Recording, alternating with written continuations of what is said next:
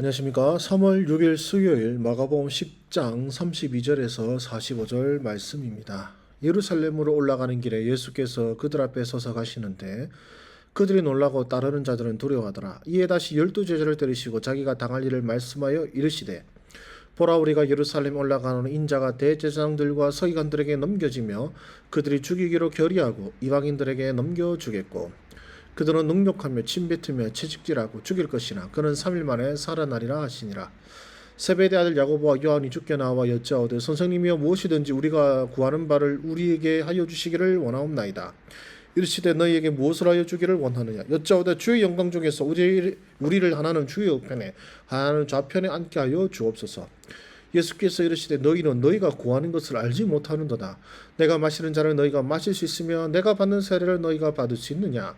그들이 말하되 할 수 있나이다. 예수께서 이르시되 너희는 내가 마시는 잔을 마시며 내가 받는 세례를 받으려니와 내 좌우편에 앉은 것은 내가 줄 것이 아니라 누구를 위하여 준비되었든지 그들이 얻을 것이니라. 10제자가 듣고 야고보와 요한에 대하여 화를 내거늘 예수께서 불러다가 이르시되 이방인의 집권자들이 그들을 임의로 주관하고 그 고관들이 그들에게 권세를 부리는 줄을 너희가 알거니와 너희 중에는 그렇지 않을지니 너희 중에 누구든지 크고자 하는 자는 너희를 섬기는 자가 되고 너희 중에 누구든지 으뜸이 되고자 하는 자는 모든 사람의 종이 되어야 하리라. 인자가 온 것은 섬김을 받으려 함이 아니라 도리어 섬기려 하고 자기 목숨을 많은 사람의 대속물로 주려 함이니라. 아멘. 예, 오늘 말씀 여러분 한번 묵상하시면서 하나님의 어떤 말씀을 듣는 시간을 가지시기를 바랍니다. 잠깐 정지하시겠습니다. 예, 묵상 잘 하셨습니까? 함께 나누어 보도록 하겠습니다. 우리 하나님, 예수님은 어떤 분이십니까? 예, 죽음의 기림을 아심에도 기꺼이 가시는 분이라고 했습니다. 32절을 보시면은요, 예루살렘으로 올라가는 길에 예수께서 그들 앞에 서서 가시는데 그들이 놀라고 따르는 자들은 두려워하더라라고 되어 있습니다. 그러니까 이게 무슨 말이냐면 제자들과 그리고 예수님을 따르는 사람들이 왜 두려워했냐면, 아니 예수님이 지금 예루살렘에 가면은 죽게 된다라고 예언도 하신 데다가 또 예루살렘 분위기가 심상치가 않거든요. 그걸 뻔히 알고 있으심에도 불구하고 또 본인이 예루살렘에 가면은 죽는 것도 알고 계시는 분이 그걸 뻔히 아심에도 지금 예루살렘으로 억지로 가시는 것도 아니고 앞장서서 가시니까 얼마나 당황스럽고 두렵겠습니까? 아니 분명히 예루살렘 가시면 죽는다고 했는데, 그리고 진짜로 예루살렘에 아는 사람들 말 들어보니까 예수님 오면 죽는다, 오지 마라 하는데 왜 가시는 걸까 하고 두려운 마음으로 지금 예수님을 따르는 것입니다. 즉 예수님은 죽음의 기림을 아심에도 기꺼이 가시는 분이신 것이죠. 사실 저와 여러분들하고는 전혀 좀 다른 분이신 것 같아요. 왜냐하면 여러분들 만약에 기도하는 가운데에 이게 죽음의 길이라면 가시겠습니까? 아, 하나님께서 이 길을 피하라고 나한테 알려주셨는 것 같다 이런 생각하지, 죽으라시리 죽겠습니다 하고 가는 경우가 과연 있을까? 아니 뭐 있겠습니다만 그게 결코 쉬운 일이 아니라는 것은 여러분들 스스로 잘 아시리라고 생각합니다. 그러나 우리 순종의 본을 보이시는 우리 주님께서는 뭡니까? 죽음의 기림을 아심에도 그분은 기꺼이 순종하셨고 기꺼이 가셨습니다. 또한 우리 하나님 혹은 예수님 어떤 분이십니까? 청탁이 아니라 그 선하신 뜻대로 사람을 세우시는 분입니다. 예수님의 두 제자 야고보와 요한, 마태복음에서는 이제 두 사람의 어머니까지 합세해서 예수님께 청탁을 넣는 장면이 나옵니다만은 주님의 우편에 주님의 좌편에 세우시옵소서 했지만 우리 주님께 하신 말씀은 그래 너희들 이런 말 했으니 내 잔을 먹고 내가 받는 세례를 너희가 받으라. 그러면 너희가 내 좌우편에 있으리라고 말씀하지 않으십니다. 그거는 너희들이 받지만 그러나 뭡니까? 내 좌우편에 앉는 것은 내가 줄 것이 아니라 누구를 위하여 준비되는지 그들이 얻을 것이니라. 즉 그것을 준비하시는 분은 하나님이신 것이죠. 우리가 아무리 청탁한다고 해서 아무리 부르신다고 해서 그런 영광의 자리가 우리가 원하는 대로 되는 것이 아니라 그것은 하나님께서 뜻하시고 정하신 바가 있다는 것입니다. 그래서 청탁이 아니라 그분의 선하신 뜻대로 사람을 세우시는 분이십니다. 그리고 우리 주님께서는 마지막 구절에도 말씀하셨다시피 섬기기 위해서 이 땅에 오셨습니다. 우리 주님이 가신 길은 영광의 길이 아니라 고난과 십자가의 길이요 죽음의 길이었습니다. 그러나 주님께서는 바로 그 모든 죽음을 통하여 우리를 섬기기 위하여 오신 것이죠. 예. 섬기기 위해서 이 땅에 태어났다. 어쩌면 세상적인 관점에서 보면 좀 불쌍하지 않습니까? 입신양명을 바라잖아요, 다들. 나를 세우고 또 내 이름을 떨치는 것을 바라는 것이 우리 인생의 삶인데, 그리고 나의 행복과 또 어떤 나의 어떤 즐거움을 누리는 것이 우리의 삶인데, 다른 사람의 행복과 다른 사람의 생명을 살리기 위해서 뭡니까? 죽기 위해 태어났다는 것. 다른 사람을 위해 죽기 위해 태어났다는 것. 참 조금 불쌍한 삶이고 힘겨운 삶인 것 같은데요. 우리 주님께서는 바로 죽기 위해 태어나신 겁니다. 섬기기 위해 태어나신 것입니다. 그렇다면 그 나에게 무엇을 말씀하십니까? 예, 우리 주님께서는 죽음의 길인 줄 아시면서도 예루살렘으로 가셨습니다. 그렇다면 나는 고난의 길인 줄 알면서도 주께서 가라고 하시는 대로 갈 수 있나라는 질문인 것이죠. 제 아내가 저랑 결혼하기를 주저했던 이유 중에 하나가 제가 입버릇처럼 했던 말이 하나님께서 나를 안 쓰셨으면 좋겠다라는 말이었습니다. 왜냐하면 하나님께 쓰임받는 종이라는 것은 고난과 또 고통의 길이라는 것을 뭐랄까요 느꼈기 때문에 그렇죠. 이 말씀대로 주님의 잔을 마시고 주님의 세례를 받아야 되는데 그게 너무 두려워서 저는 참 하나님께서 나를 안 쓰셨으면 좋겠다라고 종종이 아니고 자주 말을 했었습니다. 그리고 또 지금도 목회의 길을 하면서 주변에 이야기를 많이 듣습니다. 보면서 참 존경스럽다 하시는 분들도 있고 참 안타깝다 하시는 분들, 안타까운 생각이 드는 분들도 있겠지만, 그러나 저는 사실 그 두 부류를 놓고 함부로 생각할 수 없는 게, 제 자신을 돌아봐도 저는 사실 고난의 길인 줄 알면 안 가는 사람이 저 자신이라고 생각되기 때문에 그렇습니다. 그래서 정말로 저한테 주시는 도전인 것 같아요. 고난의 길인 줄 알면서도 주께서 가라고 하시면 너는 갈 수 있겠냐? 확실하게 이렇게 말 못하는 제 자신이 참 답답하기도 하고, 그만큼 또 우리 주님의 그 순종하심이 얼마나 위대하신지를 저는 날마다 깨닫습니다.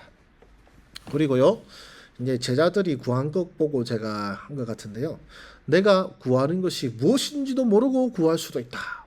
그러니까 지금 야고보와 요한은 지금 자기들이 뭘 구하는지도 모르고 지금 그냥 그 자기 생각할 때는 이렇게 하면은 자기가 영광스러운 자리. 그러니까 딱 타이밍이 어떻습니까? 예수님께서 예루살렘에 가서 죽으실 것이다. 뭐 이런 얘기를 한 다음에 딱 분위기 싸한 상황 속에서 딱 훅 치고 들어온 거거든요. 이 두 사람들이 뭐 분위기 산통을 깨는 것도 있겠지만은, 그러니까 그런 안 좋은 얘기를 하고 있는데, 예수님이 죽는다, 예수님이 땅에서 없어진다 이런 얘기 하고 있는데, 그래도 우리는 주님의 우편과 좌편에 있겠습니다. 뭐 이런 식으로, 그러니까 이제 소위 말하면 충성 성명을 한 거죠. 우리는 충성합니다.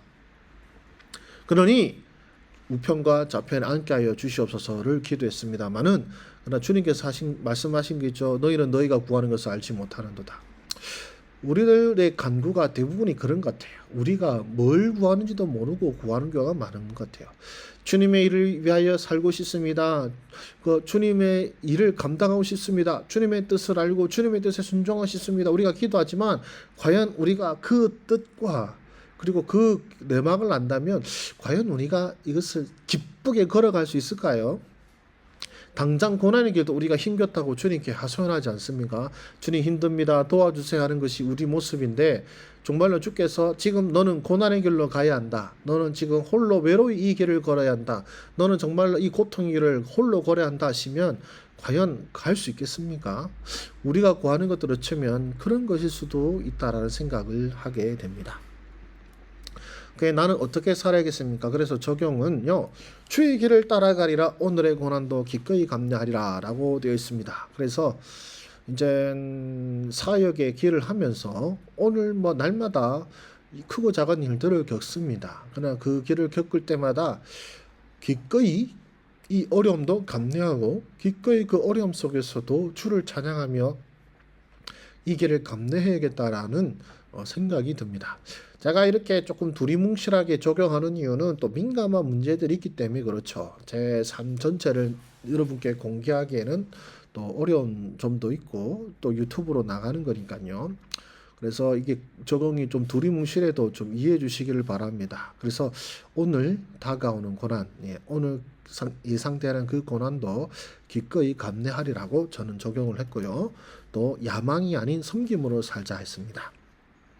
사실 이 목회자에게도 사실 조금 야망이 조금 생길 때도 있거든요. 그 마음에. 그러나 우리 주님이 왜 오셨는가를 생각하면서 섬기기 위하여 오셨습니다. 그래서 나도 섬김으로 사는 것이 예수께서 죽기 위하여 이 땅에 오신 것처럼 나의 삶도 어쩌면 다른 사람 위하여 죽기 위하여 부르심 받은 것이 아닌가라는 그런 생각을 하면서 주께서 보내신 그 뜻에 따라 섬김으로 살자라고 적용하였습니다. 오늘 말씀은 조금 무거운 주제일 수도 있습니다. 왜냐하면 예수님을 믿고 열심히 의지하여서 복된 삶을 살자라고 할 수 있는 적용이 안 나오거든요. 오히려 조금 세상적으로 말하면 좀 비장미가 느껴지는 내용이 오늘 말씀의 내용이 아닌가 싶은데, 그러나 분명히 이 길의 끝에는 영광의 면류관이 있습니다. 그 면류관을 사모하면서 그게 어떻게 생긴 건지도 얼마나 영광스러운지도 우리는 모르지만, 그러나 우리 주님께서 우리를 위하여 예배하신 것으로 알고, 또 우리가 어제 또 묵상을 통하여서 우리가 본 것이 있지 않습니까?